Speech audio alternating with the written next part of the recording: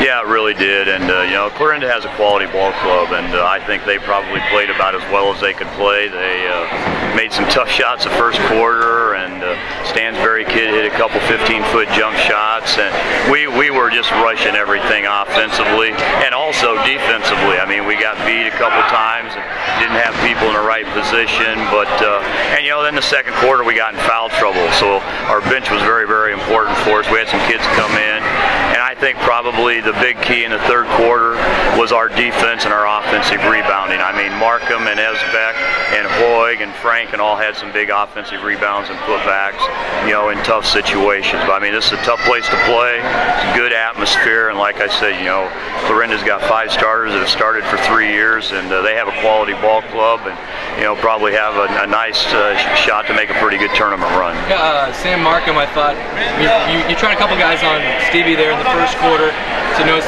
not really good success. Then Sam took him over in the second quarter. I don't think he scored the rest of the half.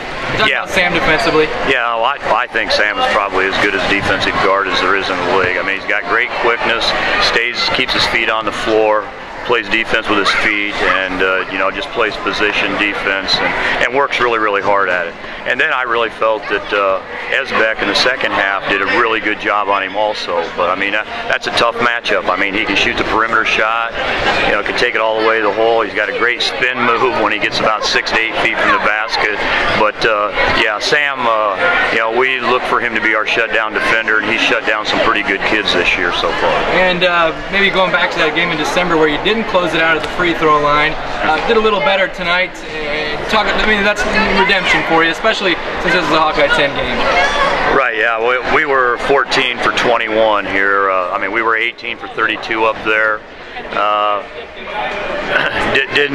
Couldn't make free throws down the stretch. In the last minute and a half or 2 minutes of regulation in the first game, we were 0 for 7, and we had the kids shooting that we wanted there, you know. And we knew late in the game we were going to have to make free throws. They were going to put it on the line. We knew we were going to have to be strong with the basketball because, I mean, the officials let us play tonight. I mean, it was a pretty physical game, and you know, it's good for some of those same kids to come back and make free throws tonight. Yeah, it's a big step in the right direction in order to win the Hawkeye 10, but I mean, you have a really tough schedule coming up. It's just one game at a time, and talk about your upcoming schedule. Well, we go up to Harlan on Tuesday, and you know, we just reminded our kids it's not going to be nearly as easy as it was the first time. I mean, we did a lot of things well, and they got down. And you know, the big thing in there, what it's going to be, us in Harlan, is size against quickness. They do not have a lot of quickness, but they've got a lot of physical size, and Markham did a great job on Osborne, shutting him down the first time we played him, and we shut down their other 3-point shooters and did a pretty decent job on their inside guys. But I mean, Harrison Hoig's going to be big for us in that game. I thought he did a great job on Stansbury, giving up as much size as he did and just working his tail off defensively. But I mean, it's going to be a tough go up there, and we've got to be ready. You know, last time they played probably every defense imaginable. I mean, we saw 2 different triangle and 2s, box and 1, 1-3-1. They just have a real hard time matching us up against us man-to-man. And you know, I think most teams are going to find it's pretty hard to guard man-to-man because we can create a lot of mismatches.